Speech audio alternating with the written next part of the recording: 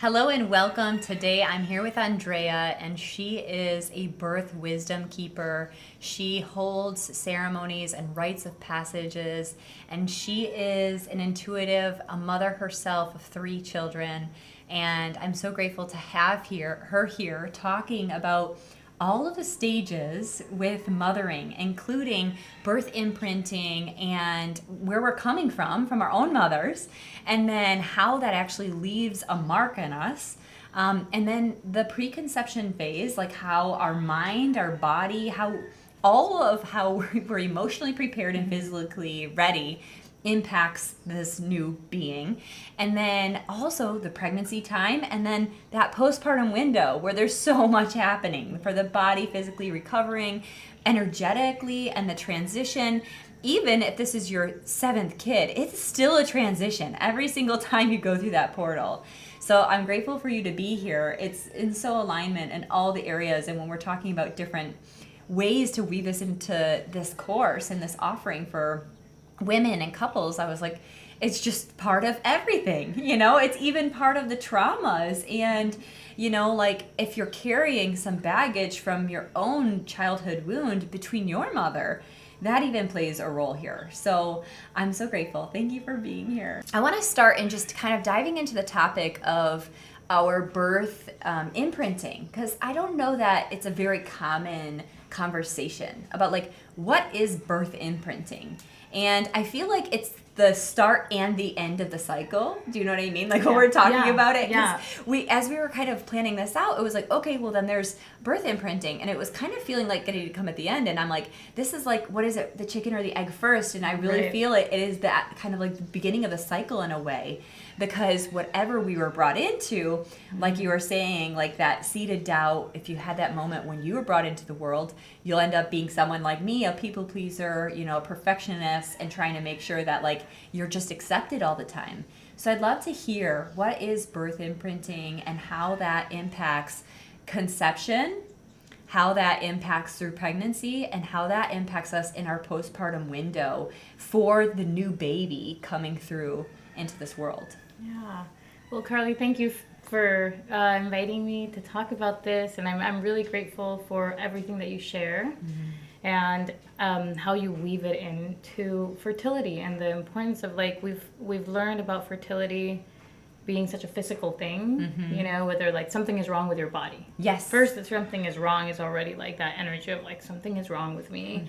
And then it's all about the body, and we'll try to tackle it without thinking for a moment that energetically, emotionally, there's a lot of blockages sometimes that stop us really, but it's like a protection that's trying to emotionally tell us last time we were in this energy, it didn't work out too well for us. Right. And it was a lot, so I don't want to go there maybe.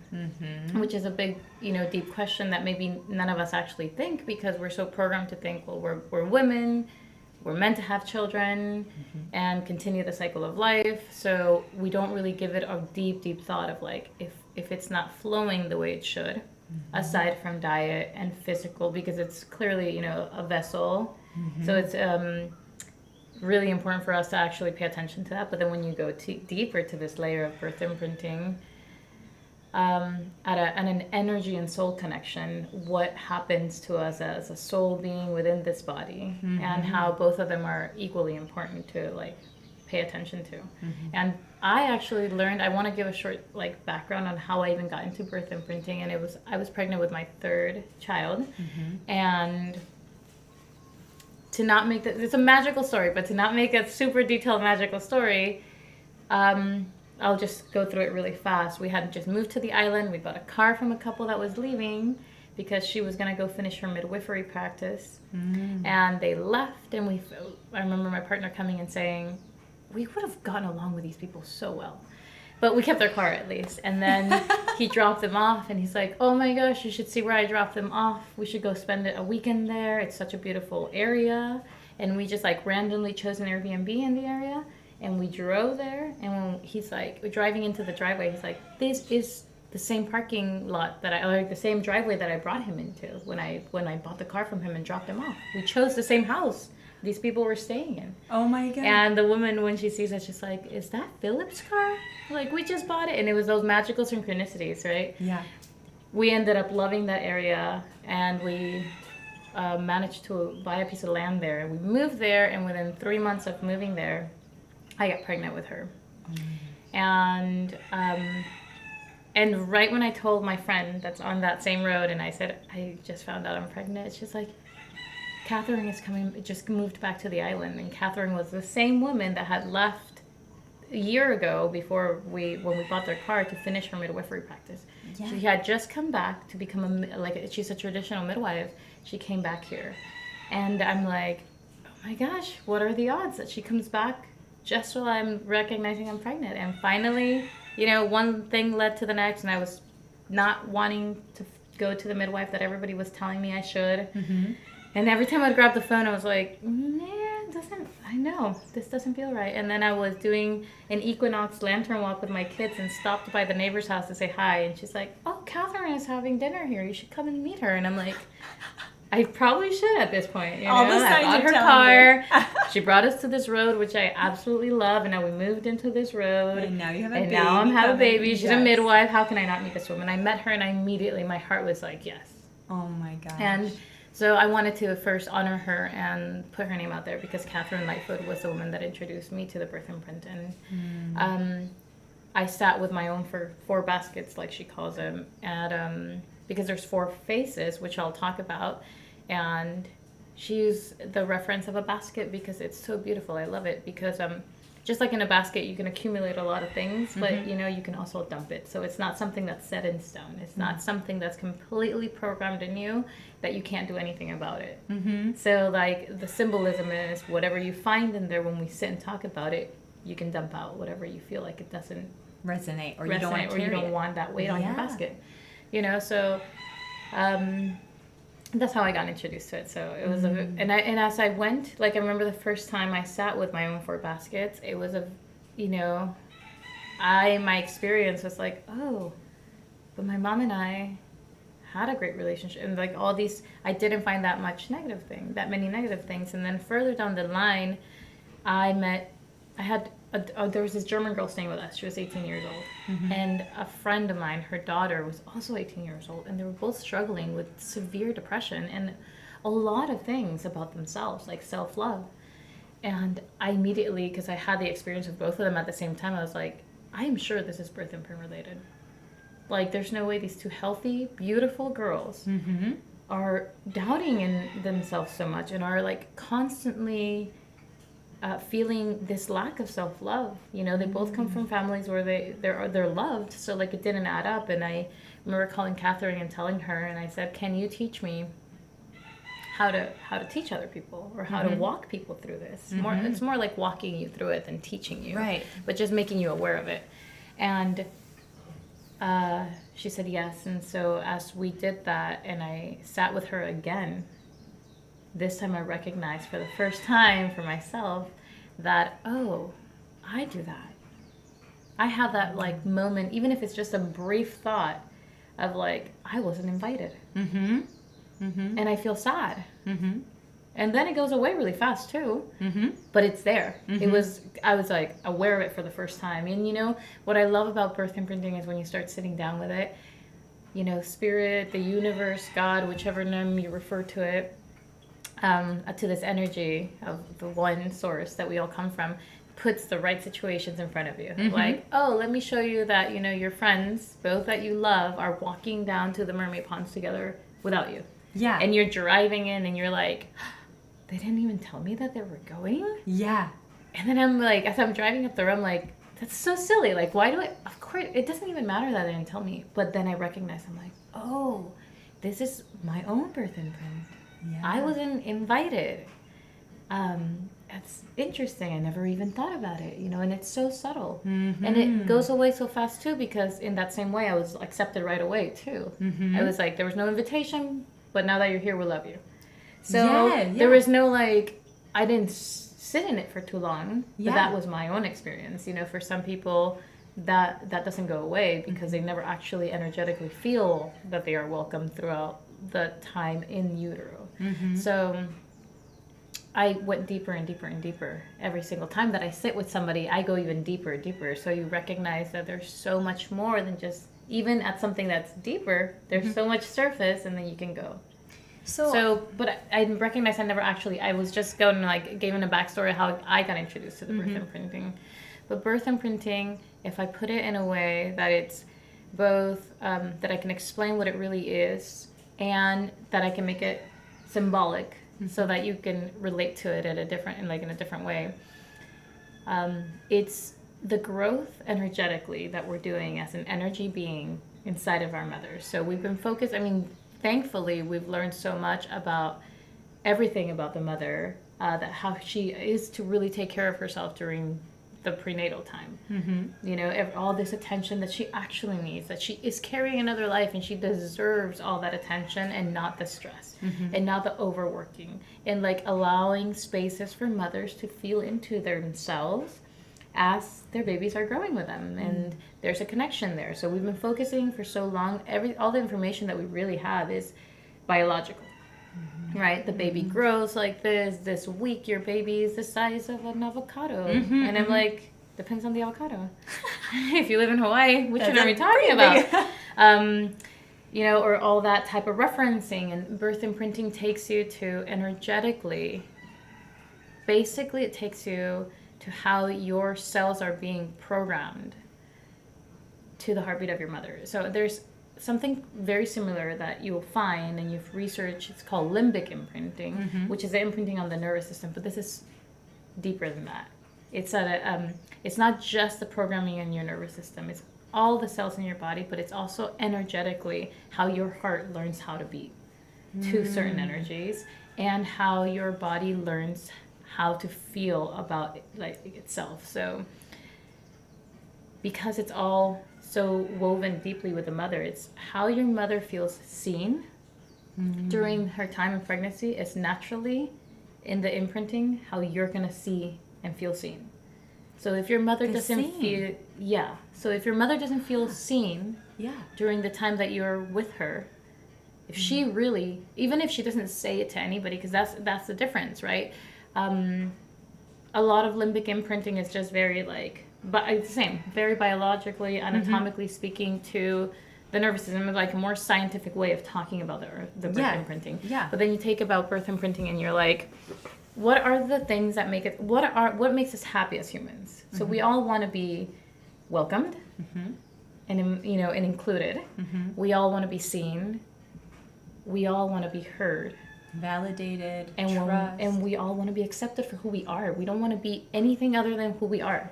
And in that same way, in the energy of the birth imprinting, if your mother doesn't feel seen during the time that you're growing, you're going to feel unseen. And that doesn't mean that the people around you are not seeing you. This is just the reality that you grew in. So it's your first core programming for yourself, because you are the same as her. At that time, there's no separation. Oh my gosh, just give me full body chills.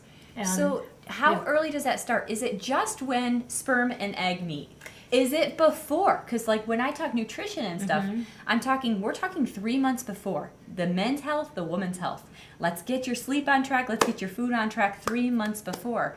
Is this the same feeling for birth imprinting? 3 months before, the woman's not feeling seen? Or is it she's not feeling seen while she's carrying the baby and the new demands? So I think it's a different facet or layered question. But the first, birth imprinting goes from the moment of conception to the first 6 hours after leaving the womb. So that is the birth imprinting that I work with. But that being said, whatever energies are stored in the womb for your mother is where you're housed, so you're going to naturally grab it. So they're kind of both are going to be together, even though birth imprinting really is focused, or we pay attention to it the moment of conception, from that moment on. And that made me want to throw up, and then I'm like, why is this giving me this visceral reaction? So for a mother who has been sexually abused or assaulted, she's carrying this salt in her womb. So unless she's done the work to clear this energy, because this isn't talked about in our modern medicine, you're carrying some energy that is stagnant and that's preventing conception from occurring. If I know this because it runs really deep in family and so within my family. And so if that were to happen and the mother didn't know, because we're in this doctor world of like, we checked the heartbeat, it's good, 140 beats per minute, you're measuring 17 inches, like, you know, whatever. They measure your waist, they put you on a scale, they give you the heartbeats, and then any questions, you're out the door. But if they're holding that, even, I understand it's from conception till 6 hours after, but if they haven't cleared this womb energy, that's carried in too. It's carried in too, because energetically speaking, whatever she carried in there, you're going to be absorbing from. Just like you'd say, you're taking all the nutrients from the placenta, you're absorbing all the energy of the womb. And that is very much tied to however she feels about being a woman.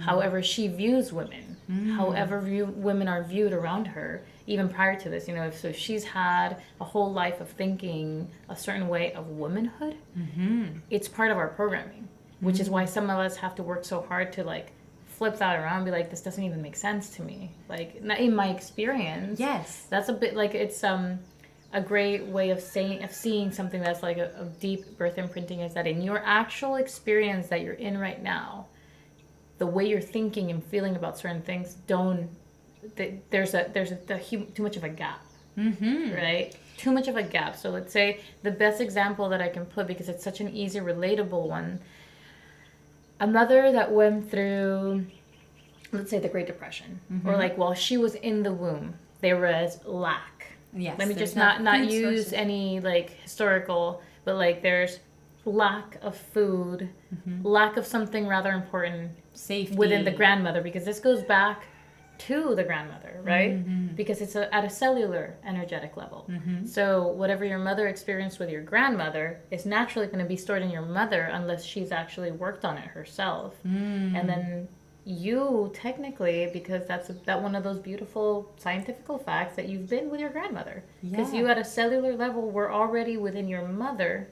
Yes, at that time. At that time. Because we have all the eggs that we're ever going to have at its most while we're a baby. While we're, it's so tiny, You've been there. So you've actually had your grandmother experience too. So if your grandmother experienced lack, and then your mother is programmed to that lack, and then you come into the picture, and let's say you were born in the United States in the late 70s or in the 80s, where there's clearly no lack of anything. You know, there's tons of options, grocery stores, 24/7, everything, whatever you want, but you feel like you need to, okay, I need to ration. We need to make sure that there could potentially happen something. We have to make sure that we have enough of it. And you're like constantly thinking the worst case scenario, even though technically in your experience, that's never happened. Right.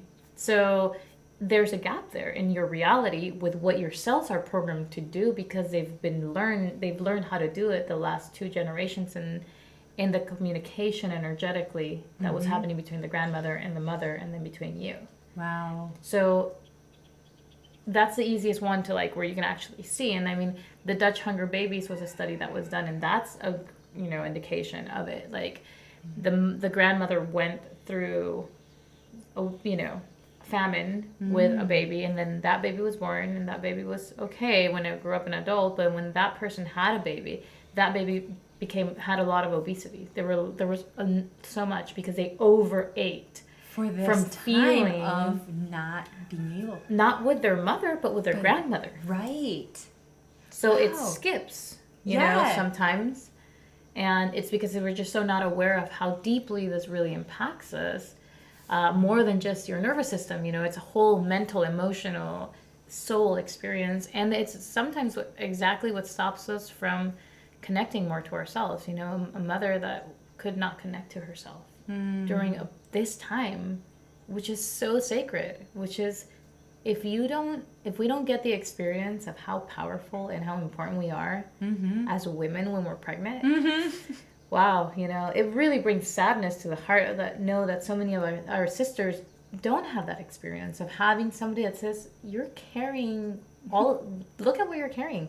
Yeah. This is not just 70 pounds extra. Right. That's just weight. You know what you're really carrying is so much more than that. And when you don't have that opening of that experience energetically to that womb energy, which is like what really connects us to being a woman, then you know, those babies sometimes, you know, there's a big bang and those babies are like, no, I'm going to show you how we find our way. Or those babies tend to have a really hard time finding source. However, you know, finding God, finding spirit, finding the true essence of the beauty of being a being. That this goes for men too. This is the beauty of birth imprinting. It's not just for women, you know. Men should sit with their own birth imprinting too, to understand who they are at a different level, because then you can see what is really theirs and what is their mother's, which is, you know, a different feminine and masculine, male, female type of energy that creates a lot of distortion sometimes on how a man can act because of things that they share with their mothers. And also, when they get to experience the mother experience that they know that they experienced, it's programmed in their bodies. They get to see the whole cycle differently because now they know. That is so interesting. I mean, I know Eric has done this. He sat with his mother. I mean, because I would make the comments, and this is before we had our own spiritual awakenings and really got into the meat and potatoes, like just feeling the spirit in us. And he would commonly have the same type of behavior, that he would get a response from his mother. And so I had to tell him, call your mom. Like, anytime I saw the behavior, I'd say, call your mom. Because I was like, this isn't me. This isn't our relationship. I could just feel that this is something really different. But I was the woman, you know, that he was with and spending time with. And so for him to go in, and then I'm connecting that with a moment where he said to me during my pregnancy that he was actually jealous that he didn't get to experience being a mother, like carrying a baby and like actually birthing a baby. He was like, you will never get it. Because, you know, there's a part of us as women that's like, you know, oh, men are there's two sides of this coin, right? But like men are don't even understand what we do, and this is the programming I came from, like the women like just totally bashing on the men about how they can't understand and all this stuff.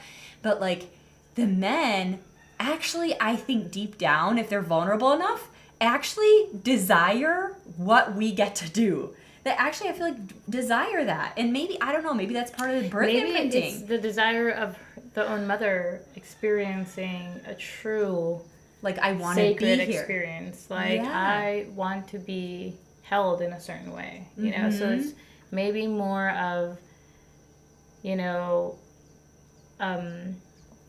like an overlap of emotions and experiences of like really not so much experiencing that, because then that really just shows the imbalance again. You know, we were talking before like of the sacred trinity, of really like the Holy Father, the Holy Mother, and the Holy Child. And when there's no balance in those three, you know, and then men could potentially feel that way because they're not being introduced to the value, the true value of the sacred Father, you know. And so it's all, and that's where, like, I always say we have to be very careful when we all of a sudden find something out, how we like just make it all about that. And a lot of the keeping, like for birth keeping that I do, is when the Father is involved, how do I really get him to start understanding this is her, but this is you, and without you there is no her. Or baby.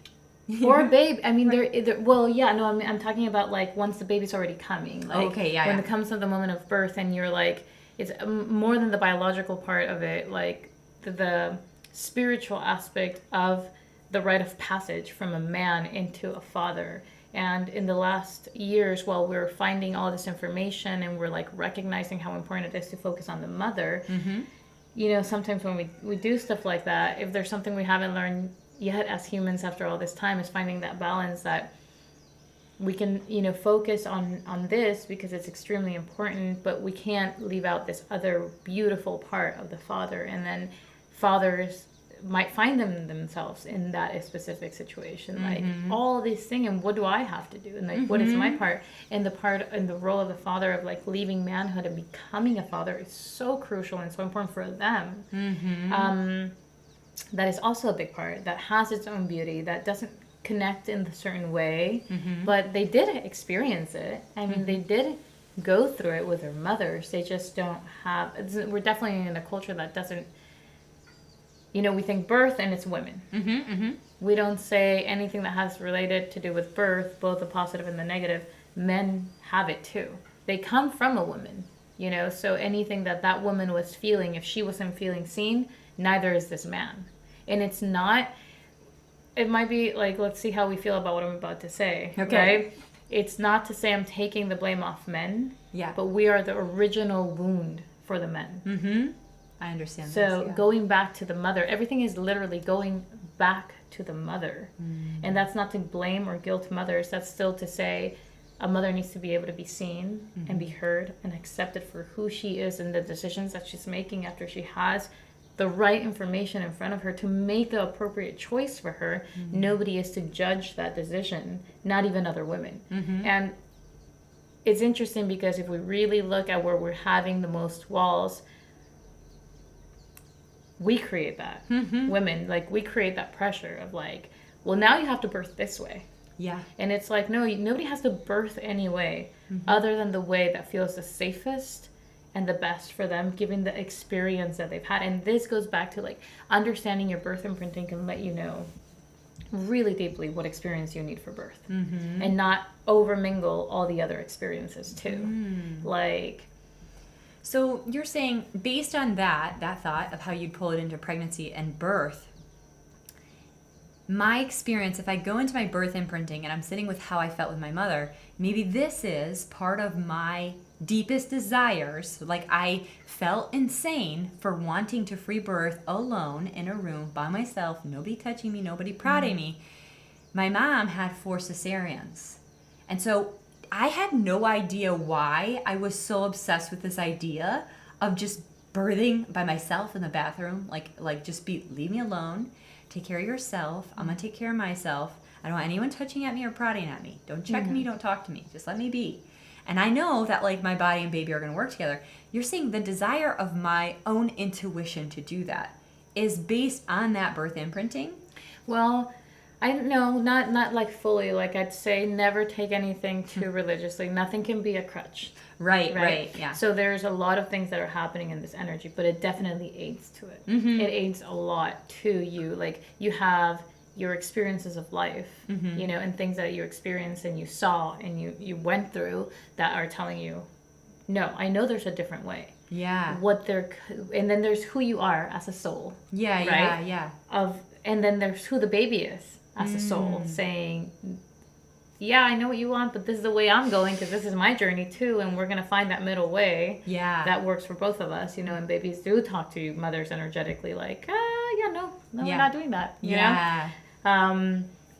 So there's that, but birth imprinting comes into play in the sense of the way I really like to put it is that sometimes we do things that are so radically different, and what I truly feel, and I've seen and I've sat with many people and even with myself, and at some point our mothers hit a wall so deep for themselves and they weren't allowed to say it to anybody, but they said it to us. And all it required was that one seed of, I hope you get a different choice. I hope you find a different path. One that doesn't make you hit this wall that I'm constantly hitting. And that was enough of a deep, because it's the most purest one. It's the one that comes from actual unconditional love. She's not thinking about anything else in that moment other than whatever I'm experiencing that's not working for me. I don't want you to go through that. And she doesn't even, she's not talking to you. She's thinking it. She's feeling it. Like, really, that's like where, this is what's happening. And it's just pumping into your blood. And whatever she's feeling, you're feeling. You have no idea what she's saying, but she's telling you this, that I'm pumping right now, this air, this breath, with this intention, with this dream, is yours. And now it's going to pump in your blood. And when the time is right, you're going to find your space. And you're going to find your path. And you don't have to do things the way I did them. And you don't have to have my fears and my doubts. And I wish you're seen. And I hope you have your choice. That's so beautiful. know? So it's really just all in that heartbeat. And she's just, all of our mothers, they're pumping it to us. And for those of us that are open to it and do the work, it comes through very clearly of like, oh, I want to do this. This is what I am. And I've been already allowed and validated and given this by my own source. Yeah. Like, who can deny me if my source told me when I was being created, follow your heartbeat? Yeah. You know, right now we're sharing this one, and in my sharing, I'm telling you, this doesn't have to be it. Yeah. This was mine. You can find yours. And that is a very powerful reminder of birth imprinting. When you hit a wall and you already know, because it's already been given to you. And that source already told you, even if your actual experience in your mind, in the memory mind, right? In the memory mind with your mother would try to tell you, no, that's not true. My mother is, we don't even get along. She doesn't even understand. She does. Yeah. She does so much deeply, but not in the physical human experience. But at a source, energetic experience, she was the one that told you from the very beginning, if it didn't work out, if it was causing her pain, if she was contracted, she was thinking. And I think all of us as mothers maybe might have had a moment or two where we hit a wall with ourselves in pregnancy and thought that same thing for a child. You know, like. I was wondering that too. What happens if, like, I'm going to use myself as an example because I got 3 babies. So I've had times where I'm like, this is all I want. I planned every single one of them. We went into it like, we're going to get pregnant. Let's do this. And so everyone was consciously chosen. And then there were times where I'm like, oh gosh, you know, like I'm growing bigger, I'm uncomfortable, I'm like, I don't know what I'm doing. And then you're like, but no, I'm excited. So the wave of the emotion, does this imprint in the same way, or is it the like continuous self-doubt or fears? Is it like, because what it imprints is like, so, you know, a really great reminder, because not every imprint is a negative one. And even if it's a negative experience for the mother, it might turn out to be a positive pattern, you know, of learning how to push through things, even when things get a little hard, you know. So there's not everything is negative, but when you're talking about I feel like that wave really is not related so much to you as much as to the energy of what you're experiencing. So let's say the mother is really overwhelmed because she's stressed out because she has no support. Then the imprinting is, oh, under no support, I'm just gonna get stressed out. Even if they wouldn't necessarily, even that's not how everybody does it. Like, some people have a, you know, strong soul and they'll just not get stressed out with small things. It takes like a lot of things to stress them out. So for some imprinting, that causes that flow that changes. What really happens is that it makes us so attuned to the energies. So under certain energy, we feel her heartbeat again. So our body literally starts pumping blood differently. Like you can recognize it for yourself when you're in certain situations. You're going to say that it's you. This is where it gets tricky, right? Because it's been such a long time that there's no way you can't say I've always been this way. Yeah. And that I've always been this way, as far as I can remember, is the birth imprinting itself. Like your memory goes back only as much as it can, but even back then you already felt this way, which means you've been feeling this way since you were created. And there's some things like no baby would ever feel stressed or overwhelmed under certain situations, but if you really look at kids, they let you know. For those of us that are mothers, they let you know clearly where there's been an imprint of like, why are you you know, like I remember now. And you can actually pinpoint the moment where you had the biggest moment and then recognize why your child is all of a sudden reacting to a situation that in our human mind is like, that doesn't even, why, you know. And it is, they're little bodies, big emotions, but there's also programming happening. Yes. The energy is frustration, and the last time they were in that big frustration, mom did this, so they'll do that. Yes. Naturally. You know, and it's not like, or that mom thought this, so they'll do it. Like, it's a really, when you're already a mother and you learn about birth imprinting, it's quite the ride, because then your children are given back to you. You're like, oh, this is I me. see. Okay, I did it. But I wanted to, like, how you had asked me a question, and I don't know if I really answered it. And so however we go forward is great, but I just wanted to, like, because it is a deep energetic programming, it is rather important. Like, if you have the capabilities of, if you want to conceive and learn about this practice and like this work and practice with yourself the awareness of when you switch and how the way you're viewing yourself, the way you feel heard and the way you feel accepted and included kicks in, then that's a great way to start working prior to conception, you know? And if you already conceived and you just hear about birth imprint for the first time, you haven't done anything wrong, you know? Right. Like, you just weren't aware of it, but now that you're aware of it, it doesn't all have to turn into this dark, I've screwed up, I didn't, you know, I wasn't a clear vessel, my child is going to be imprinting with nothing. Like, you know, it's becoming aware of it that makes the difference. And then if you learn of it when you're already, you know, in your gestational period, far along even, is the same thing. You just become aware. And even if you already had an experience that maybe you start recognizing is not positive for you and this baby that's coming in, it can still be flipped. Like, you can all of a sudden start readdressing everything, and nothing is set in stone. You know, that's why it's the basket visualization. You can just find it and say, not this one, sorry I put that one there. But there are some things that are in there that you want to keep in there. There's some things that are very like, oh my gosh, I remember that was a moment in my pregnancy where I recognized really who I was, and I made decisions for myself that nobody else was going to understand, and it didn't matter to me. That is teaching, and that's working with that baby, and that baby's energy. You know, the way I want to put it out for moms is, especially when I meet them and they're already pregnant, is this baby saying, there's no space for my energy here. I can't grow the way I need to because your stuff is here with me. So let me shove out by prioritizing, you know, what has more weight that is not letting me bring my own energy in. I'm going to shove it up to the surface for you to pay attention to it, because if not, then I have to compromise and put my own stuff to the side because I'm growing with your stuff in here. So energetically, there's this whole movement, and I know that for people that are just coming to the understanding of the depth of spirituality in the process of life.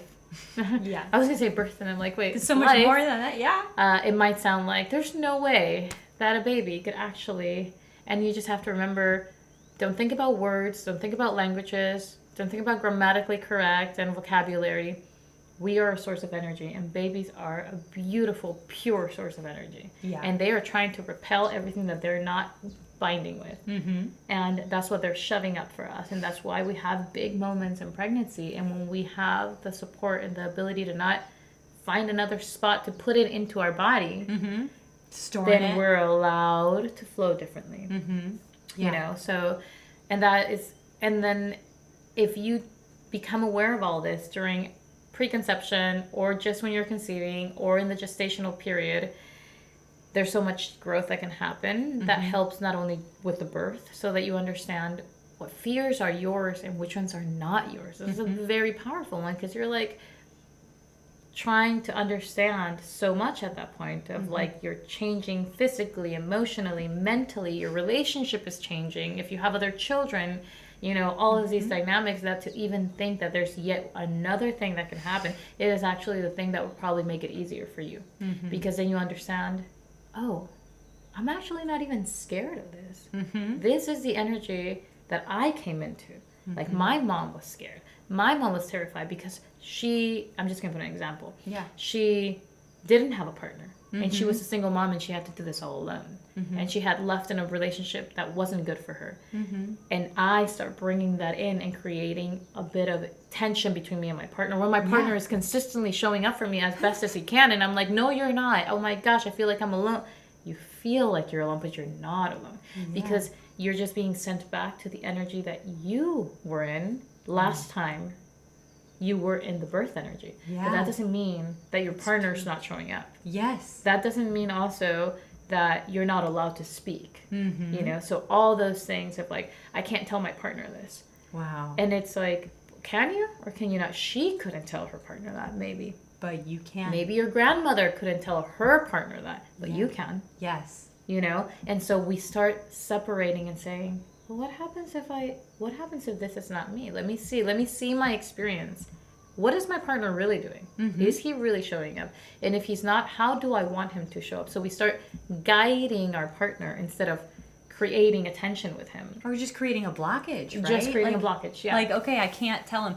And, you know, it's crazy because I've actually helped with different couples in this same arena of like, I feel alone. And it's crazy to have it be said, it's back to birth imprinting because they're not alone. They're together kind of a couple. And I'm like, you're a together kind of couple. That's not true.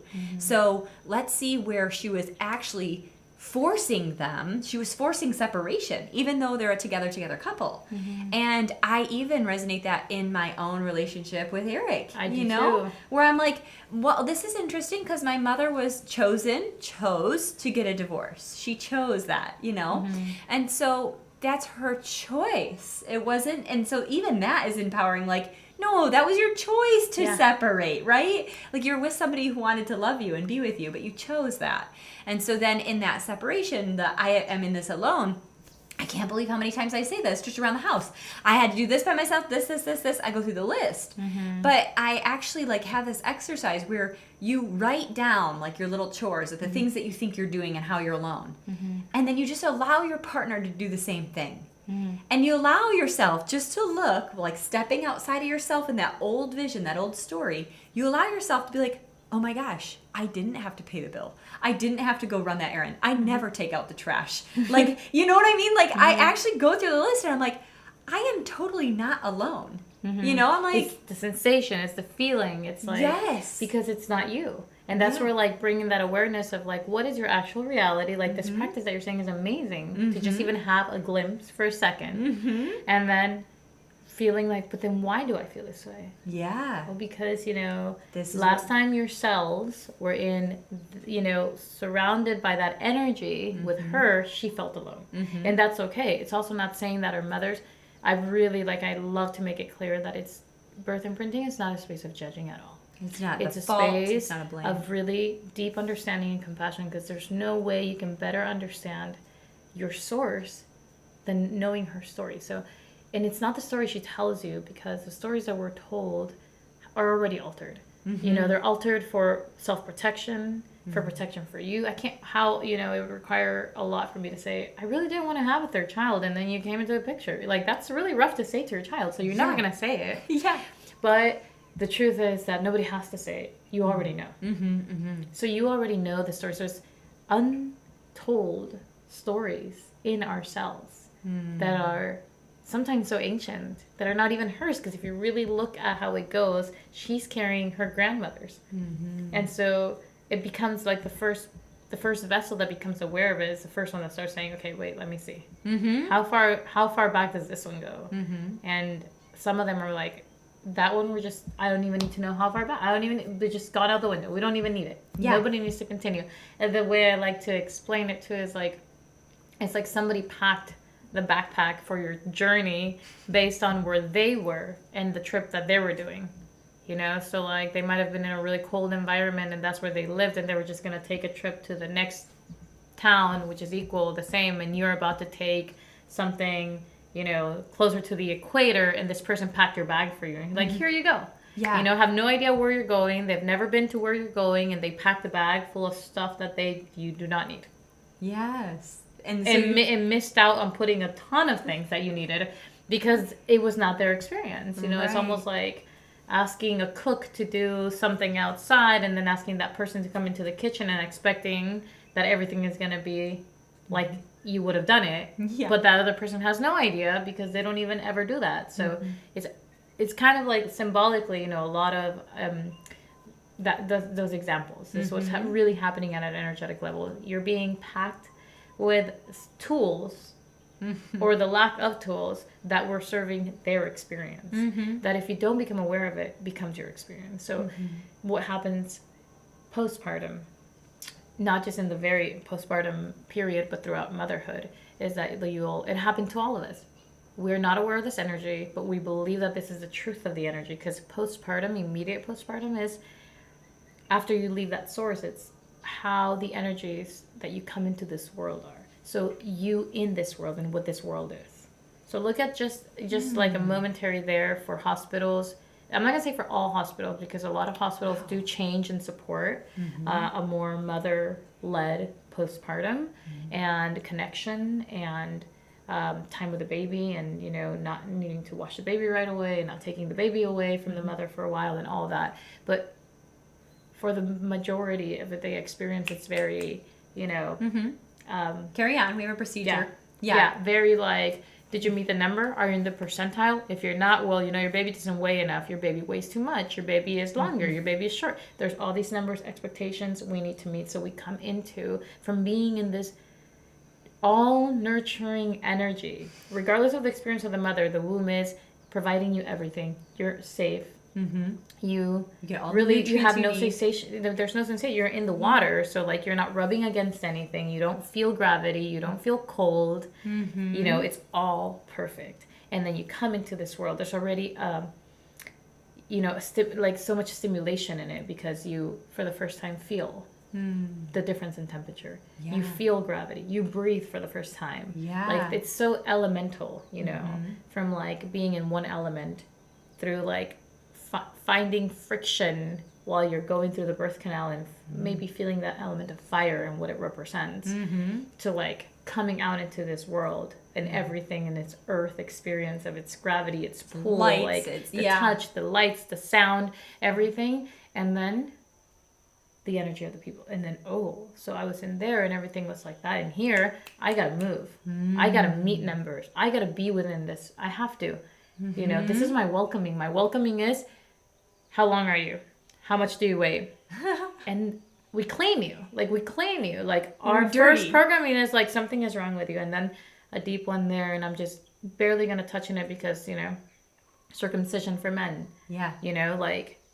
And then you wonder why they're so defensive at an emotional level, vulnerable level in relationships. Like, this is their, like, hello, this is what we're going to do. Yeah.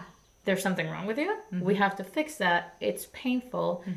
Good luck next time you want to be vulnerable with somebody in its entirety when it comes to sexual intimacy or emotional intimacy. There's a huge wall there from the beginning of like, oh my gosh, this world, it is rough. And I have to toughen up right away. Yes. Wow. Emotionally. So there's all this happens right after you left the womb, that it's such a beautiful space that we need to protect as much as we can, I remember when Catherine taught me this, she said that the Vedic monks that she was with, when she came into the awareness that she had to bring this teaching back to the world, was the first 6 hours after birth are like the purest state of consciousness that we have in our life. We'll have to work our rest of our life to like have that purity. It's so untouched, really. Wow. Right? And so you're just like, all the energies that are around you, how you're being held, how you're being spoke to, are you welcomed, all of this. And then going back to source, right? That ability of going back to the heartbeat that is okay. No matter how rough that trip was, that journey, that was a lot. I'm tired, I'm exhausted.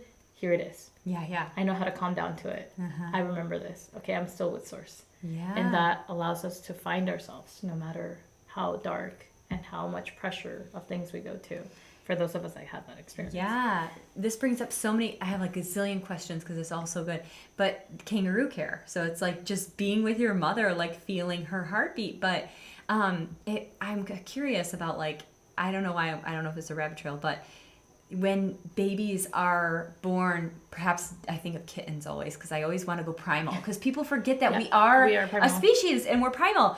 Kittens are dead, and the mother will take the baby and it will lick and clean and nudge and like kind of drag the cat around, and the cat will be dead and it will be born again. It will come back. Yes. Like I mean, there's that's traditionally more of the way with birthing. It's Traditionally, it's like hand it back to the mother. give it to the mother. The like mother, there's something like wrong. there's, The baby there's needs a connection there that if it's also like medically. You know what I mean?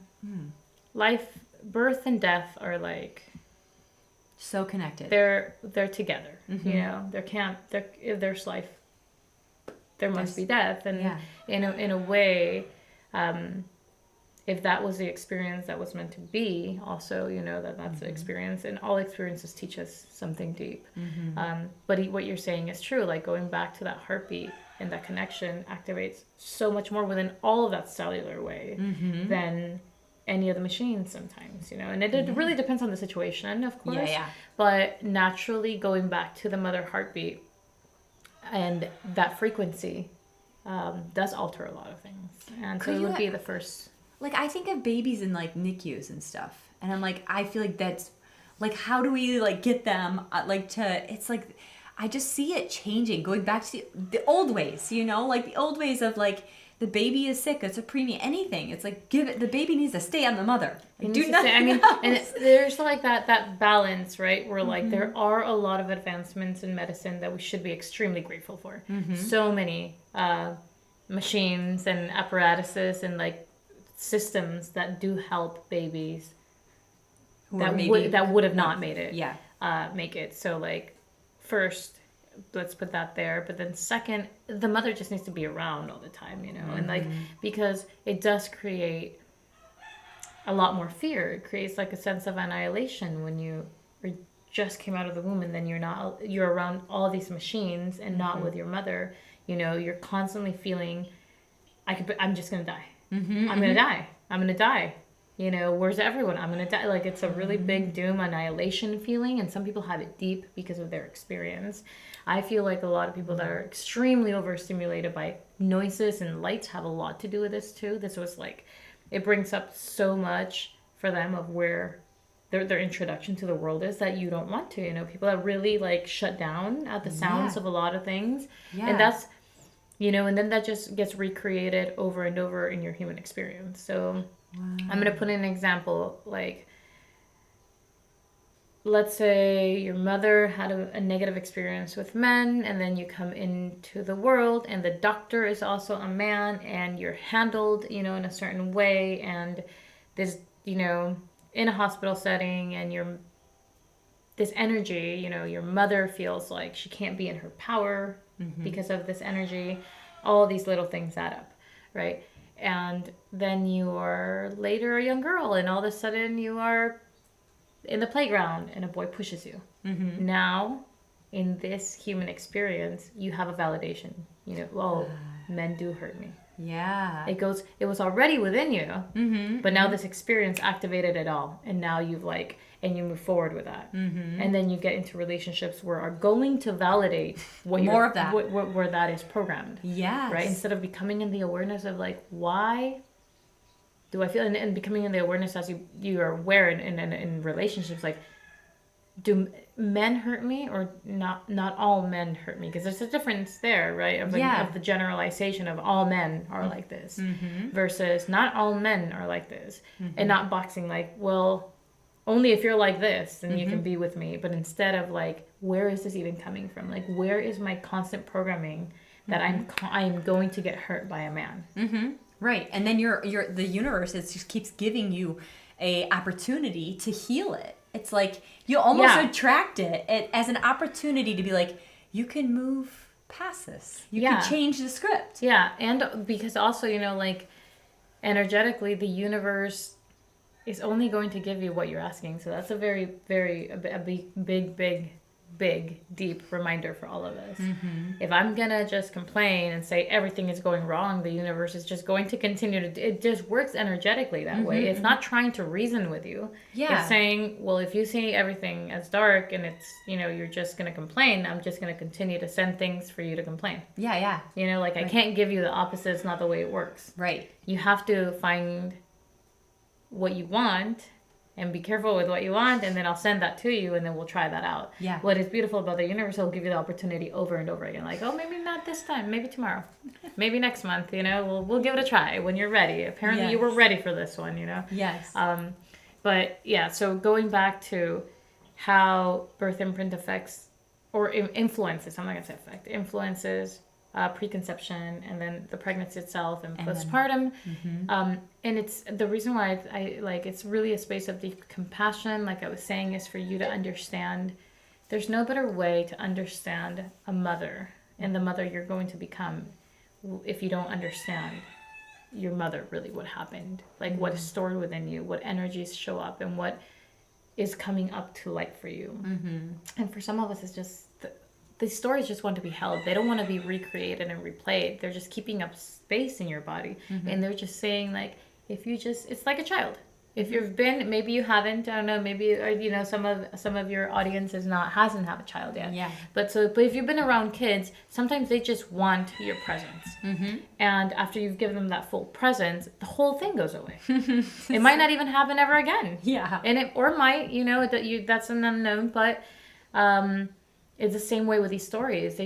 They've been shut away for such a long time. They're just like, listen, we're going to keep on showing up until somebody just wants to hear what we have to say, even if that sounds like it's not what you want to do, because you don't want to hold that vulnerability and see the toughest moment your mother ever has or had with you, because it might change the way you view your mom, and then you might not be so confrontive with her, and you might just end up realizing you can have a great relationship with her, because all mothers, if they'd known, if they had been supported and seen and heard, they would have made all very different choices.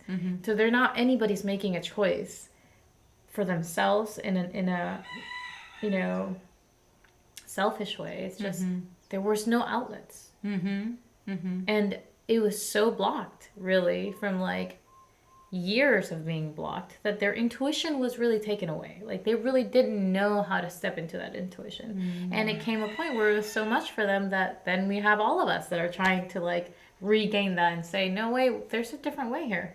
And we know it. Somebody told us. And who told us was her. Yeah. Right. Clearly you went to your mom and you told her this, she'd be like, maybe some moms would be like, I have no idea what you're talking about. Yeah, right.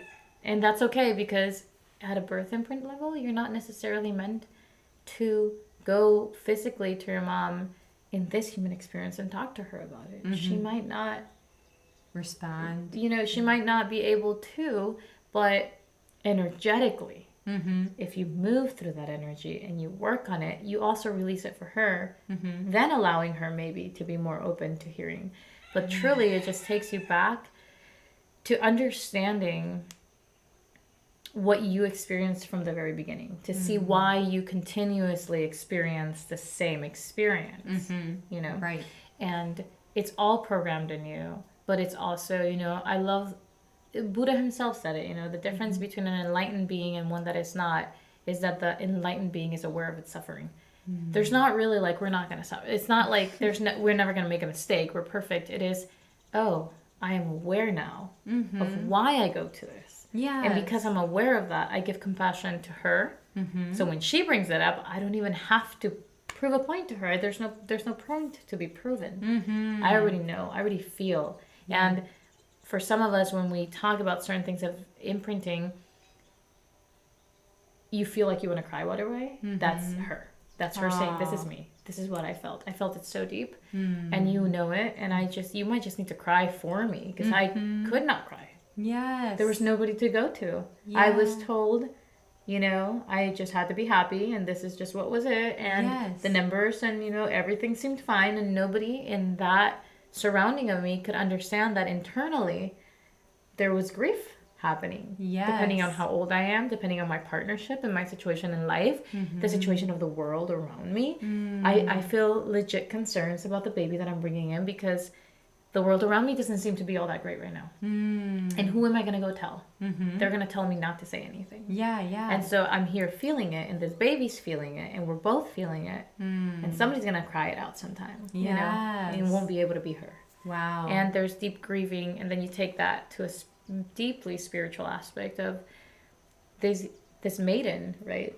Like, that's starting to recognize, oh my gosh, what's happening? Like, who am I? I can't be myself anymore. I can't eat what I want to eat the way I wanted to eat. I can't do the things I wanted to do. And when the time this baby comes, I won't even be able to do half of that either. Like, who am I? Who am I becoming? Like, there's deep grief there that if processed properly, you see, we're told all the time, oh, just rainbows and unicorns because you're pregnant. But the truth is that grief is nothing to fear. Grief, if held properly and safely and in a healthy way, is a way better release that doesn't show up in your postpartum period.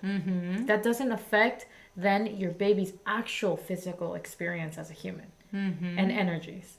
And that doesn't affect your partnership and yourself in that way, because you were allowed to be held in a space to say, yeah, she will be gone for a while. She's still there. But there's this other beautiful aspect of you that is a divine mother within you that you don't know her yet. And it's hard to let somebody in that you don't know. How can I do that? You know, if maybe all my experiences with other mothers and elder women has not been the most positive. So do I not trust this mother within me to be any better than the mothers have experienced? And I want to be better. But she is, and she is there. And like I tell my birth clients, you know, she'll knock on your door when the maiden can't take it, which is probably around the time of transition, right? Where you're like, I cannot do this. I don't know what's happening. And when you've had more than one kid, you're like, why are we doing this again? And that's the maiden still. You know, and it's like, that's a time to tell the maiden, thank you. I'll knock on your door when I'm ready to party again. Yeah. I'll knock on your door when we can stay up until 1 a.m. again. But right now, I need the mother energy within me to like take over, because I don't know that I can actually do this without her. Yes. You know, and so there is grief, and there is this internal processing spiritually that happens that we're not allowed to go through. And that shows up really deeply in postpartum for so many women. And they don't understand. Yes. They might have had a great birth. And they're like, why am I struggling so much right now? And it's because there's energies there that are not aligned with what's happening, because there's still an internal battle of, I am the maiden and I don't want to go anywhere. And this is my place, because maybe your mother, you know, was too young when she had a baby, and she wasn't ready. She wasn't mature enough to understand, and nobody was holding that space for her. So there's a lot of, which is why so many moms, instead of acting like moms, act like your girlfriend. Yeah. You know? Exactly. And it's great to have that relationship, but when it's your girlfriend and you need a mother, yes, it's then it becomes conflicting. Because then it's like, wait, but I'm looking up to you, but it seems like you're acting like me, and like, where are we here? And then, you know, so that gets pulled into the whole relationship and motherhood afterwards if we're not clear on our energies, and that's just understanding, you know. That grief process. And it happens the same thing for men. For men, like, if they don't get held through the grief of this man that they have the freedom to do, and they're not responsible for anything other than what they want to be responsible for, no real obligations unless they agree to them, there is no rite of passage for them to step into the father world, specifically for most men that might not have had a father role model in their life. Then that's really rough too. You know, that's the same thing. There's this energy of, you know, the boy and the man and the father, and they're not letting the father really in. And he's there. He's like looming around, like, are you gonna let me try? I know what to do. Like, I know what to say to her, you know. And the boy is like, no, still my space. And the man is like, I still want to do whatever I want to do. You know, and the father's like, gosh, if you guys just let me in, this would all be so smooth, and you're going to get to do what you want to do, and it's still your thing, but it has to be done through the father way, you know? And that skip of the rite of passage also affects the whole postpartum, you know? And we don't think about it that way so deeply, but that's why I think, like, for me, and a lot of my soul work is rite of passage. Those are the bridges that you can't walk into another space without making, like, you can. You know, it's a difference between having a foundational bridge that's sturdy and strong, and you're like, oh my gosh, I have to get from here to there, and there's a gushing river underneath me. Yeah, but the bridge is built properly. There's nothing for you to fear. We worked on it, don't worry. You know, and there's initiation and ceremony and reclaiming of, authentic parts of yourself, and along the way, like little beacons of light telling you, don't worry, you're only you're halfway there, but the bridge is still sturdy. Like we're constantly making sure we're maintaining it, making sure that there's nothing missing. We checked all the bolts. You got it. Even if the river looks like, just don't look down. Yeah, right. Just keep on walking. Or the difference of, a rope bridge with like half of the wood rotting. And you're like, I have to make it safely to the other side on this rocky bridge. And nobody's here with me. Nobody's going to be able to help me. And the gushing river, that's what a rite of passage really is. It's like when you look at the spiral of life from like birth being a rite of passage for all of us. The mother, the father, the holy child. And then you go into a childhood phase, right? That's a phase though. And then you start changing and you get to the rite of passage of becoming a man or becoming a woman. That bridge right there has to be held in sacredness too, so that you actually, no matter what happened in childhood, because when you become a teenager, your brain gets rewired, literally. Your brain prunes itself from the experiences that you don't, that are not constantly happening, to make space for new experiences. Everything, like biologically, our bodies are made to prune or get rid of whatever it's not allowing for new growth to happen. Like this is part of our brain. And emotionally, if we just did that emotionally, we'd be in the same place. Right. So in each passage, be looking like, okay, this next phase, like these parts of the child me are going to help me. Always keep it magical and make sure that I'm happy and have fun. However, it can't be all that.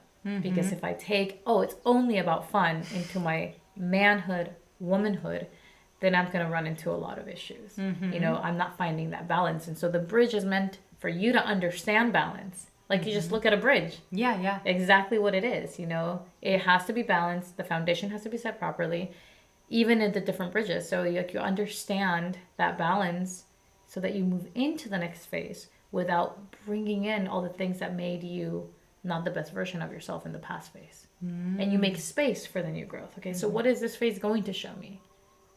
And then for those of us that choose to be parents, there's that bridge, that rite of passage of parenthood, which the woman me doesn't mean the mother me. The woman me might be controlling. The mother me doesn't need to be controlling. And then that is going to be a first great lesson that kids teach you. Like, oh no, you're not controlling anything here.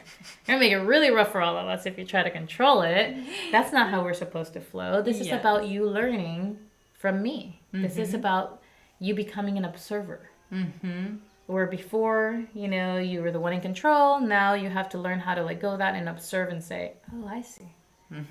You already know what you need. I just need to help you get it. Yes. Instead of me telling you what you need. Right. And so then there's that rite of passage. And then you just keep on going. Then for us women, we're very cyclical, right? We don't bleed. We start bleeding. We stop bleeding during our pregnancy. We go back to that. So we got to and that's where you help so many people understanding the hormones and the diet and how all of that affects. And then we get to our menopause, like to the pause. Which is funny. I had a girl at a young girl circle once as I sit with girls in the young girl circles. And she said, menopause, does that mean it starts after again at some point? So there's a pause. And I'm like, because it says it's just a pause, because it should be meno stop if it really stops. I'm like, you know what? I never actually thought about that. That's a really good point. But yeah, anyway, so we stopped bleeding again, and then that's a rite of passage again. So everything, even if your whole experience as a mother, as a woman, as a girl, was not the most positive one, if you find yourself at a moment of your life where you're no longer bleeding, that's still a moment for you to make a rite of passage and change the elder you, like the spiritual elder that we're all craving. We're like, where are our women that have spirituality, that are no longer bleeding, that is about going back to the people, in our very mammal way, our closest mammal cetaceans, like the orcas, that's what they do. Like, it's a matriarchal pod. And then when the matriarch stops, when whoever stops bleeding becomes the next matriarch of the pod. They become the leader, right, of the pack. Yeah. Yes. And they are the ones then that they know that all they have to do is then teach the other ones what they're supposed to do. It's all about, like, the non-linear. And we've gone through so much trauma, that it's all, once you get to that point, like, it's all about me and whatever I want to do. And the truth is, like, yeah, you can do now whatever, but the whole point of this cycle of life is that now that you can do that, you see where you have to give back to all of us that need it. Yeah, and we all need it. We all want it. Like Yes. an auntie, a woman in our life that you could just go to that had the wisdom, that wasn't going to bring in her trauma, that was just going to hold you and like make you a cup of tea and talk to you about the herbs and talk to you about the magic and life and just hand you back what you need to know. Like it is such part of the spiritual aspect, and for women it gets awakened whether you're ready for it or not. Sometimes I tell some of my clients, like, it might be a spiritual boot camp if you haven't worked on it before. Having a baby is just gonna like activate it all for you and remind you this is much more than a human experience. Yes. You're here to also give back when you're ready. And that was one of the things that you said, like during the birthing process, during conception, during the gestational period, you said this is 10 months of spiritual growth. Like, think of this. I know you might have said 9 months, but I like to pin the number 10 months in women's brain because that's what makes sense. It's in 10 months.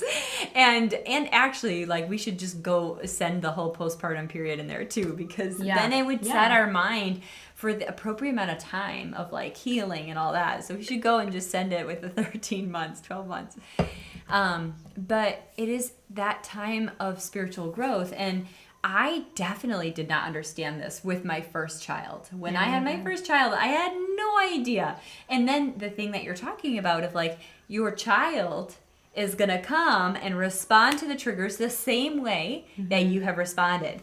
And so I'm looking at that going, you know, because I was taught to be happy, only happy. And so when I'm not only happy and that eruption comes out, that is how my first son remembers how mom responds to things. So it's a really effing huge eruption. It is a huge eruption. And so then I had to be like, that is me. And I don't even want to admit it, you know? And so it's like, but once you can see that is me, and this is a chance for me to do it different, because they're going to just pick up more and more of the baggage that you're bringing along, because you're their leader. You're their pack, like you're the pack leader. So it allows you that time. And it wasn't really until I had my second son that I was like, oh my gosh, everything I need to work on with myself. My ability to communicate my needs, my ability to set boundaries, my ability to follow through, whatever it is, they're going to show it to me by pushing that button. Yeah. So that part where you're actually getting triggered, and this is like, you know, you're like, oh, I had this moment where, you know, you're like, I was at the pond and two of my friends there, and you go, wait, why am I going here? And you said you had a second of it. And so taking it back, and that's kind of like where I like to remind people is, where do you feel, because our feelings are telling our truth. And not think. Where do you feel in your body when that was happening? And everything that triggers us with a feeling is meant for us, or if we're brave enough to go into the feeling, allow the feeling to be there, and then allow the feeling to be there. Just hold it. And you said it went away fast after I just was like, I'm kind of sad. And then the story changed. But if you were to like kind of push it off or pretend like it's not there, it would have turned in and festered, and then the mind gets busy. And so it's like going into the feelings. But one of the things that you said when we were talking before was that this is a section or a period of your life that it's more than just the baby is a plum, the baby's an avocado, the baby is this. It's an opportunity for this to be a place of your spiritual growth. Yeah. And how do women nurture this? Or how do we, beyond an appointment, how do we nurture this space of being like, okay, I'm hearing now, I'm pretending myself as like 27 with my first kid. So I'm pretending my 27-year-old is hearing this podcast, and I'm like, okay, so what do you want me to do? Right. So do you know what I mean? Did you, yeah. So what should I do? Because I think a big part starts with, you know, allowing yourself to sit with yourself with a really important question. And it's, what do I really think spirituality actually is? Like, what do I really think this is? Like, so it's the definition of it, and like, what do I feel that means to me? You know, does that mean, because it means different to all of us, right? And for some of us, based on our own experience and what we're here to do and what we've been programmed with, it might be one thing. And for somebody else, it might be like, I don't even know I don't even know. Like, you lost me at spirituality. Like, I would have listened to you, but then you went into this whole other thing, and I don't think it could actually be. And that's a great question, because that's like, really? Because then you have to ask yourself, how do you see yourself? Like, I would go back to the stages of the four baskets, or the birth imprinting, ask you those questions. Like, sit with yourself, and really, nobody has to know this answer. Be completely honest with yourself. Like, the raw thought, emotion. Don't try to make it better. Don't try to make it diplomatic.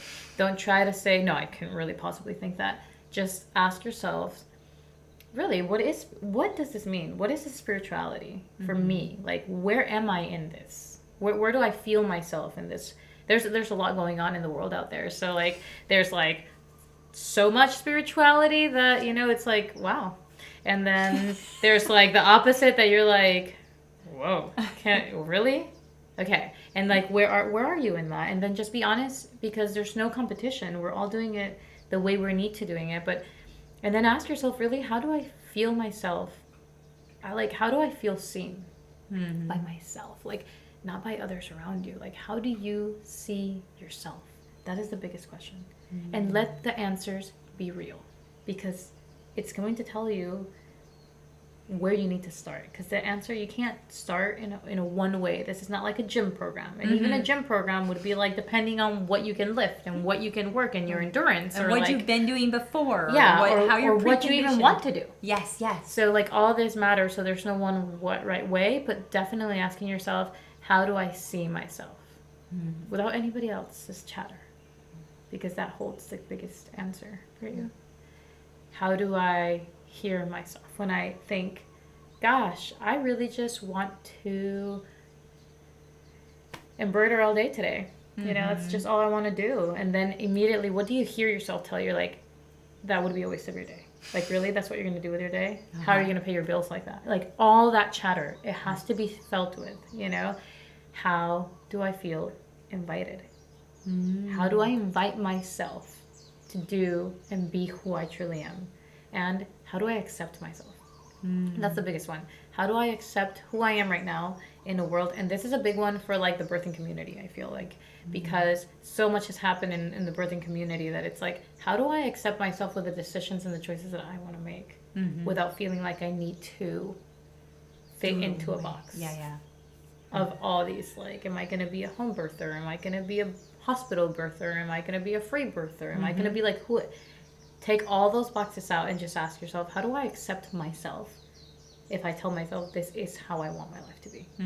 And that, I think, would be the first step. I know it seems like it might not have a lot to do with it, but it has everything to do for you to at least see where you're at. Like, if somebody would have asked me those questions younger, I would have been like, oh, wait a minute, I don't know.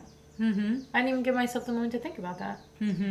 I'm so concerned on the things that I never stopped to feel my heartbeat, like, maybe we do it again, Oops. Maybe we just like ready to drum. Maybe she's not ready though, but let's try. Maybe just like,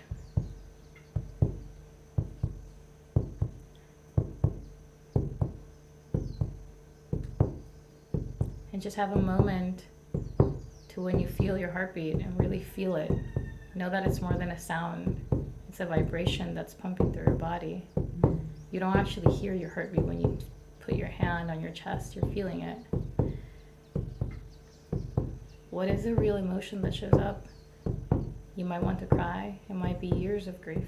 Yours and hers and your grandmother's and your grandmother on your father's side and all the women.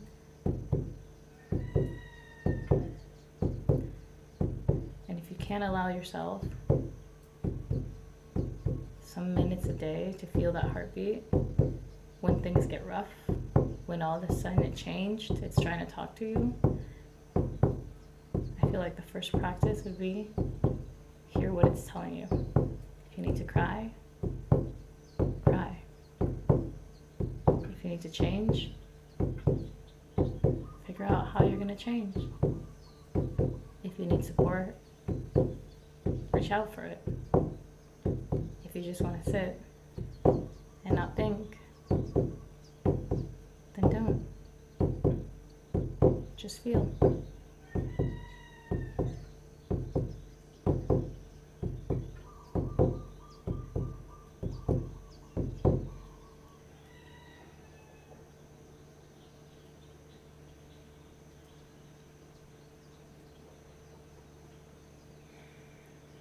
That's so beautiful.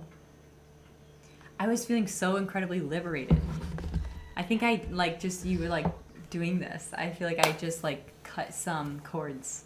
Wow. Or old thought. Yeah, I'm like yeah, I feel like liberated. You feel it. It's a little like light. Yeah. Light air. Like the density of the air is a little lighter for us right now. A little flight, like you're flying a little. Yeah. Yeah. I know. I was like, wow. That makes me want to pull a card. Absolutely. You brought this deck. I brought this deck, and I brought the Mother Mary Oracle deck. Mother Mary and I have a deep, deep connection. And my dear sister friend Paulina gifted me these because she knows how much I connect with her. And I feel like all mothers, all women, but all mothers wanting to be mothers, whether you haven't started yet, or you're right in the middle of it, or you are already a mother. She has so much. Here, I'll let you. She has so much to offer because understanding motherhood as the purest source of unconditional love. Because, you know, that's the biggest part, the unconditional love. Just like the placenta. You know, it is not going to not feed you if all of a sudden you kicked it, you know, like, oh, well, I didn't like that kick, so you're not going to have food for the next 24 hours. You know, there's no conditions there. Yeah. It's just giving. This earth is just giving. Look at everything we do with the earth. Yes. And it still gives. It's still like, fine.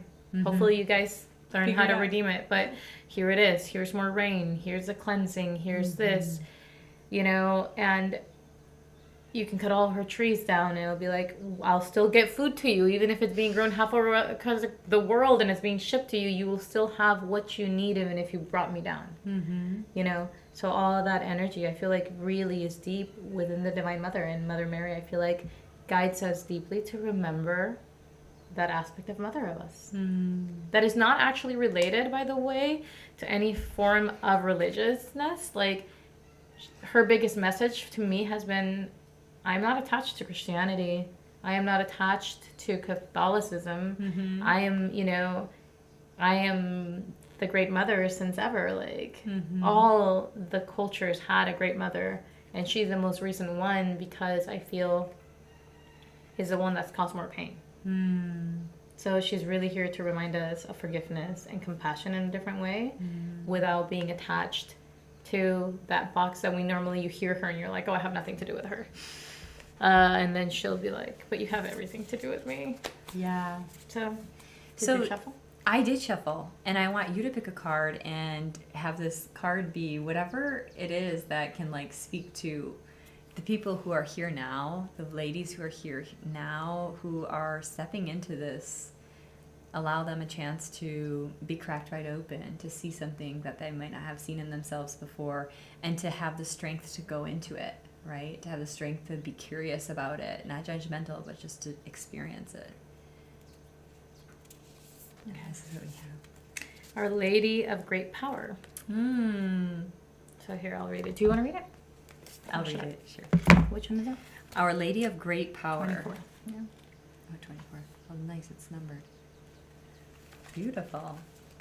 Our Lady of Great Power, my robes form the heavens above. In my sacred feet, the earth spins. In my eyes, the stars of the night sky are born and shine. My hair forms galaxies, and in my heart, many sunburn with divine love. What is there that is greater? What is there that could be greater than I? I that am all. I that am love. Any fear? Any doubt? Any problem or concern? I hold you in my being so vast. There is nothing more powerful than I. I am the love that is all that you are. Fear can loom so large at times and it can seem impossible to conquer. Doubt, despair, grief, and rage may take possession of our being, and all of a sudden there's no way out of the negativity or the horror that we may be brave enough to feel. As a part of our honest, emotional human journey, we are asked to feel these challenging emotions. They are part of what help us rally the courage and strength to make the choices that are helpful and healing to our planet whenever we can. If we cannot feel the horror of what is happening around us, we might lack the passion needed to summon all of our strength to act, to heal, to help, and to speak out. It takes a truly great leader to be a great warrior for love on this planet.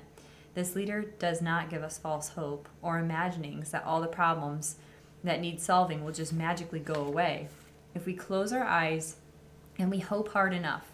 Instead, this leader inspires us with genuine encouragement and empowerment. This leader is honest about our healing light really being needed on this planet. There are environmental and social economic problems on this planet that are not right and will need to fall apart so that healing can occur for the greater good. Without that honest consciousness acknowledgement that there is great wounding in our world that needs repair, we can be left with an undercurrent anxiety, a feeling that something is wrong but is not being openly acknowledged. Without this acknowledgement, constructive solutions are not being implemented. We must be careful that we don't allow our genuine optimism, which keeps us open and active, to become a source of falsehood. We must not allow it to tell us that nothing need to happen and everything is fine. When the Divine Mother tells us that, it's not true at all. We need to be honest with ourselves and our suffering. We need not fear it. We need to be aware of it, and through that awareness, healing can occur. Yet, we also need the leadership to inspire us with genuine hope and self-esteem, which helps us feel empowered to be able to make a difference. This will prevent us from collapsing into despair, believing that nothing can change, whether in our own lives or in the world around us. Our Lady of Great Power comes with a special message from such inspired spiritual leadership, which is the leadership of the Heavenly Mother herself. She tells us that no matter what we may be trying to accomplish upon the earth, she has power to assist us towards success, and that power is beyond any obstacle. No matter whether a personal matter or a social matter or environmental issue, legal or financial issue, spiritual crisis or beloved or what needs to be helped, we can pray to her and she will provide us with what is needed. Our job is to act with that trust, praying, listening, responding, waiting, acting, reflecting. This is how we live with her, in her grace, and in her magnificence of her great power.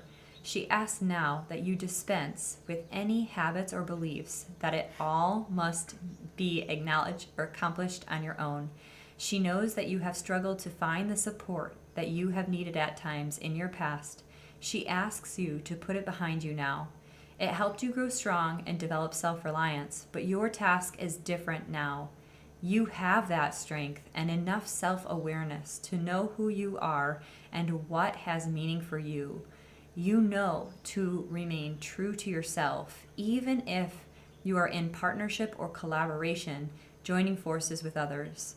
You are being asked to allow yourself to be helped so that you can become an empowered channel for her grace to reach the world.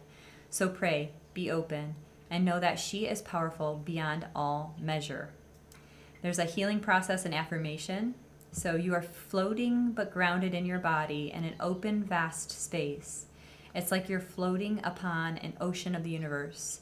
Imagine that you can take any issue, problem, or concern that you have and would like to resolve, and you can drop it into that vast space, like dropping into a bottomless well. As you do, ripples of energy flow out from the empty space. You may sense this as subtle movement, as color or shapes forming, or it may be very subtle. Say the following prayer to anchor that resolution in your situation. Holy Mother, Our Lady of Great Power, you are vaster than any concern, and your loving solutions reach me easily now. I ask for your help in recognizing your guidance and the courage to act upon it in the right time and the right way. Through your grace, for the greatest good, so it be. When you are ready, seal the practice with the following affirmation. Say it out loud, quietly, or in your head. Repeat 3 times. The power of my Holy Mother is greater than all that is. She provides me with the best way through, so that life and love may flourish now and always. That was very relevant.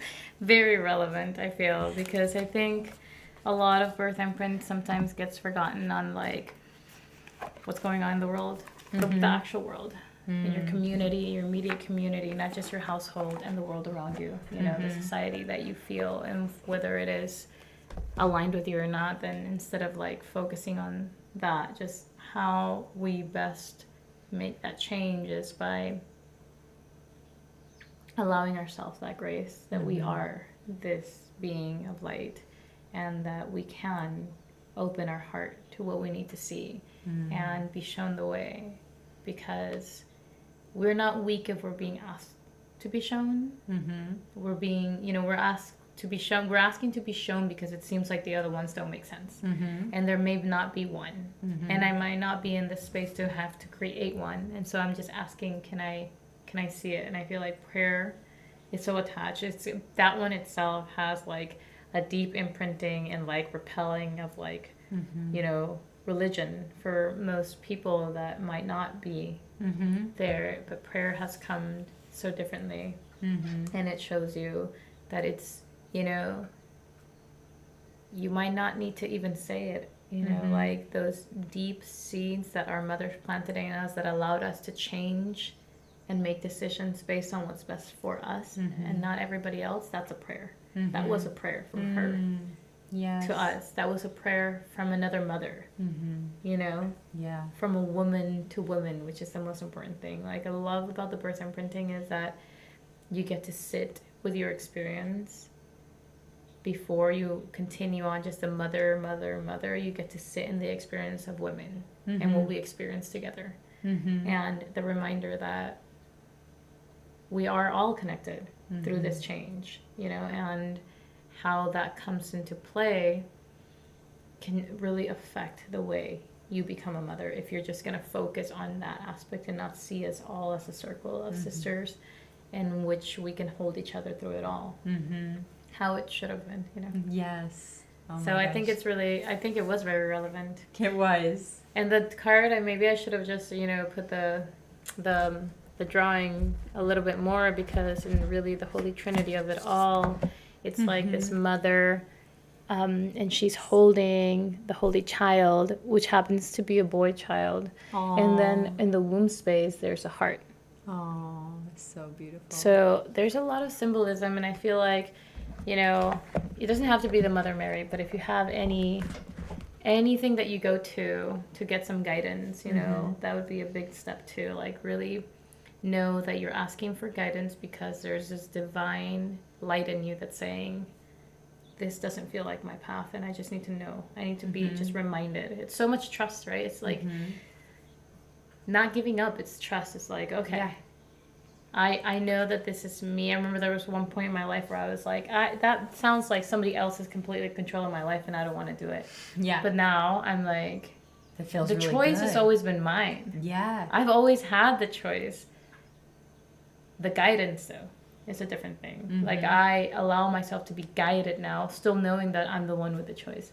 It's like a bigger mother, a bigger amazing parent, like the most conscious, gentle parent saying, yeah, okay, you want to go that way? Fine. I'm not going to stop you. I'm not going to intervene. That's what you're going to do to learn, But one day you'll come back and we'll sit again and you'll be like, okay, now I understand. Yeah. I need the guidance, but I have the choice. Yes, yes. And we do.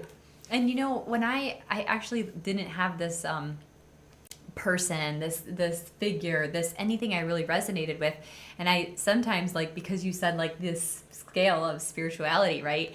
I've been on this scale of like, wow, I mean, like I go to this practice, I have actually no connection with it whatsoever, but I'm doing it because it was programmed into me. This is how my family behaved. So I did that with no connection, no feeling in that practice.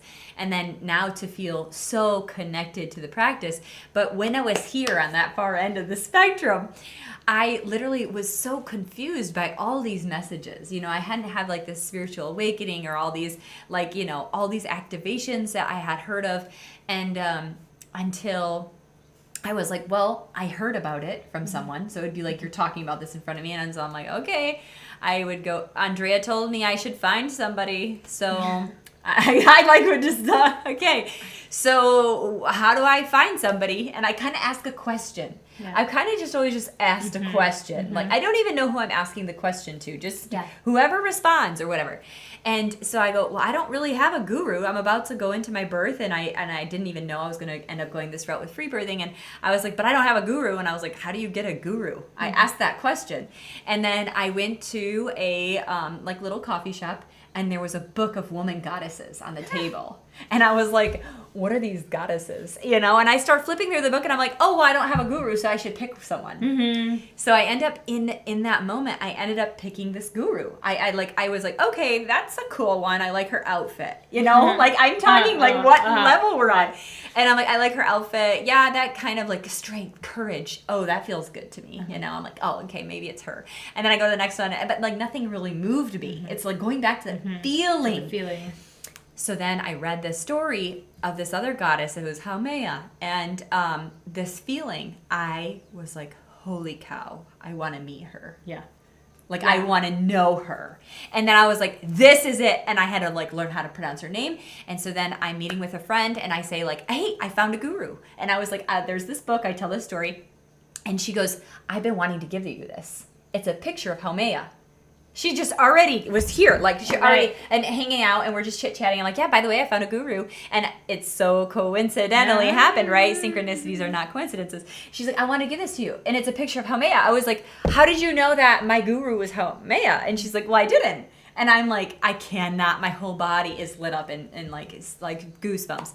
And then Haumea was there through my entire birth. It was a really fast birth, but that connection to this mother was guiding me. And I didn't even, nothing mattered. I know my husband was in the bathroom, and I know that my birth keeper was in the bathroom as well, but I was with Haumea. And so she was just telling me the messages over and over to breathe the baby down. And so I had no fear. I had no confusion. There was no like, am I going to be able to do this? I had no thoughts. I was with the mother, the great mother that I had found a connection.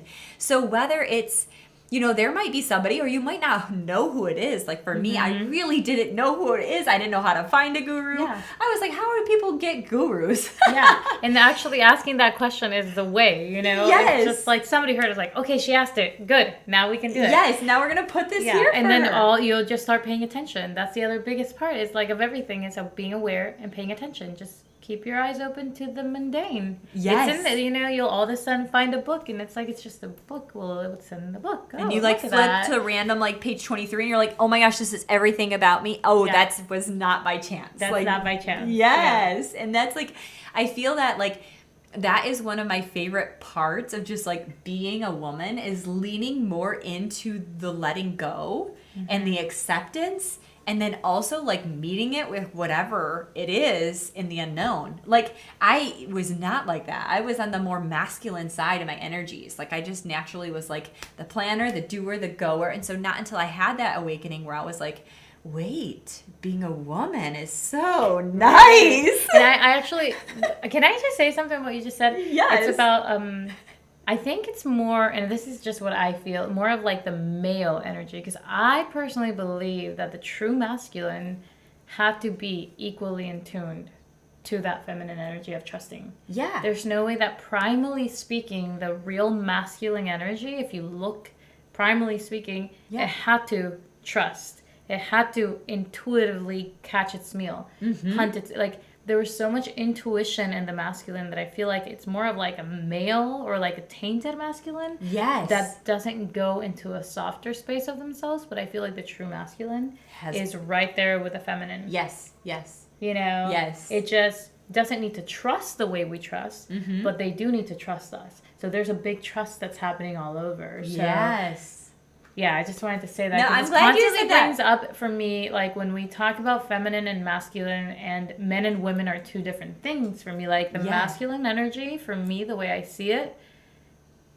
if I look at the divine original one, had to be like divine and beautiful to be its counterpart as a feminine. Like there's no way that even in all of its different way of flowing, you know, because I do like to like the masculine energy being more like the sperm. You know, like going right to the, you know, but there's got to be trust. You know, there's got to be, and then the female, energy, more of the egg, like patient. Wait and for I'll it. try, and if not, I'll try again, and if not, I'll try again, and this one's more like, let's see if it happens, okay, and then next time I just, whatever, know? But, there's something there of, like, I do think the masculine energy trusts. Yeah. And flows. Yeah. With that same femininity. And I'm glad you said that too, because I feel like we've gotten so far away from that. Mm-hmm. So when men, and I feel Eric is very balanced in this way too. He's very aligned with the masculine and feminine energy, which makes him feel more feminine. But It's really that he's really balanced. He's really balanced. He's balanced. Exactly. Yeah. It's like when there is an imbalance, it's where we created this idea of what the masculine looks like. Exactly. Really, you're like, that's an unbalanced masculine or hyper masculine energy, which is like actually denying a really big part of like that true divinity, or that true like. But I do think that that's a great practice for anybody to like start with, wherever it is that you're at. It's just like, okay, what do I have to see today? Just like that. Even if you don't have anybody, like I didn't get to her until like recently in my life. Through my whole life I went without her because I was raised Catholic, so I was like, no, I'm denying that. No. Yes. And I'm not gonna go there. Yeah. And then finally she's like, but the thing is, and when it's moved from that to like showing me all these other ancient mothers from many cultures, and they all have the same message. So they all show up and be like, you already know me. Yes. If you know her, you know me. Yeah. I just have a different face. Yes. I just hold it differently because I'm in the jungle and she was in the desert. Yes. Yes. So we hold space differently because we have different herbs, because we have a different landscape, but in the energy of it all, we're the same. Exactly. And the same thing happens for us women. Beautiful. In the energy of it all, we're the same. Even if we have very different viewpoints, even if we're parenting a different way, even if one of us free birthed and the other one had a cesarean at the hospital, in the same energy, when it comes to it, we're the same. Oh, that's so beautiful. I'm glad to hear you say that. I don't feel like we had much separation for this on mainland in the United States about whether it mattered. I felt like more of this separation around the type of births when I came to Hawaii. And my gosh, it's heavy. It's heavy, and it's interesting because just creating like we're still the same regardless of how you birthed, how you chose to birth or how you had to birth, given your circumstances changed. But it's also allowing just each woman to recognize that you're a mother, I'm a mother. And even, I remember in church when I was like, 13, 14 years old, and on Mother's Day, they would ask the mothers to stand up for the Mother's Day blessing. And the men would have me stand. And I was like, I'm not a mother. And they're like, yes. Like they wanted to honor me as this 13, 14, all the ages, like kind of like once you start bleeding, it was like you're going, like you're standing with the mothers, and I didn't understand it because there just wasn't that level of like initiation, rite of passage that was like, you're bleeding now. This is a incredible space. You're in your fertility years. Yeah. You're in your fertility period, and just like talking to women about what it means to bleed. Yeah. What it means to bleed. It's an incredible gift. Like you are a mother. You are carrying these eggs. Like you are carrying life in you. And you're birthing it, whether you're birthing a child or not, you're always creating something, and that's the beauty of the mother. Yeah. Like she's constantly creating. And I feel like when it comes to, for anybody that's still in the process of even deciding if they want to get pregnant, learning to work with your cycle. Like, look at what your body's doing and then do the same thing for your emotions is the best way to cleanse. Like your body every month gives you a chance to say, this month, this didn't work out for us. There was no baby. We have to completely clear from it to have new space for a new opportunity. And if not, you see like endometriosis, right? Like the build-up, the thickening, and then it's super painful. And then the opportunities get lower and lower. And then there's so much that goes into that to like reverse it. And so I feel like a lot of that is also emotional. Like if you allow yourself to release emotions, situations even that didn't help you this month, and be like, gosh, I don't even have to go back to that. It just didn't work out. That was it. I didn't. And more importantly, it shows you how you're not honoring yourself. You know, like, I don't feel heard. Because, you know, a healthy PMS doesn't have many symptoms. Yeah, right. And so if you're not overly emotional, you're doing great. Yeah. But if all of a sudden that month you happen to be like out of whack emotional, it's trying to tell you you're not honoring yourself. How are you not voicing yourself? How are you not hearing yourself? How are you not seeing yourself without pointing a finger first? I feel like that's the hardest part of everything. It's like being accountable. Before I point a finger, I'm going to be accountable for what I'm doing or not doing to myself. And then I can include the other people. But if I don't take accountability for that, my body's always going to tell me, yeah, but the choice is still yours. Yes. You know, that's still your choice. You know, you didn't want to stay. Well, now you're tired. Yes. You didn't know how to say no to that extra coffee. Well, now you feel it. You know, you didn't do this. You didn't do that. Yes, now exactly. you do it. You know, like, it's just showing you by like action and reaction type of way. And it's just learning how to flow with that we are gifted with plenty of opportunities. So you've not made a mistake yet. You're just learning still. You know? Yeah. So every time it gives you a new opportunity to choose something different. And if you've done the same choice for the last 3, 5, 6 years, maybe it's time to try a new choice and see how that one works out for you if the other one hasn't been working, you know, and just knowing that just like everything, there's giving comes with so much grace. Like there is so much forgiving in the Divine Mother. It's like, don't worry. Yeah. We're going to go again. We're going to try again. You know, and so it's so, so beautiful. I love that. Thank you so much, Andrea, for being here. Could you please share with anybody who comes and finds this how to connect with you, how to work with you, birth imprinting, anything like that? You don't have a website. You have email. I don't have a website yet. I have an email, which is soulweavingjourneys at gmail.com. And I have an Instagram account. I don't necessarily post a lot on Instagram, but I do answer to all the messages. So I just kind of keep it to connect that way. And the Instagram account is Mothers in Rhythm. So, but even if you're not have yet had a child, I still hold space. And even if you are a man, I hold space for birth imprinting for men too, because again, it's not like a gender, it's not a gender practice. It's a being practice, a soul practice. So any of us that came through a mother, which is all of us, even if you did have a cesarean birth, you know, you still came here. Yes. You're still here. Like that's the proof that you did it. Yes. You're here. So yeah. So Instagram, Mothers in Rhythm, and the email, soulweavingjourneys at gmail.com for the moment. I guess I'll let you know whenever I have the website up. So like if you want to share. Then I can add it. Also, if you're finding this in the community tab in our guest expert interviews, then you can always message Andrea through the community or myself, and I can bring you into contact to work on those birth imprinting. Thank you so much for checking in, and I will see you guys in the next video.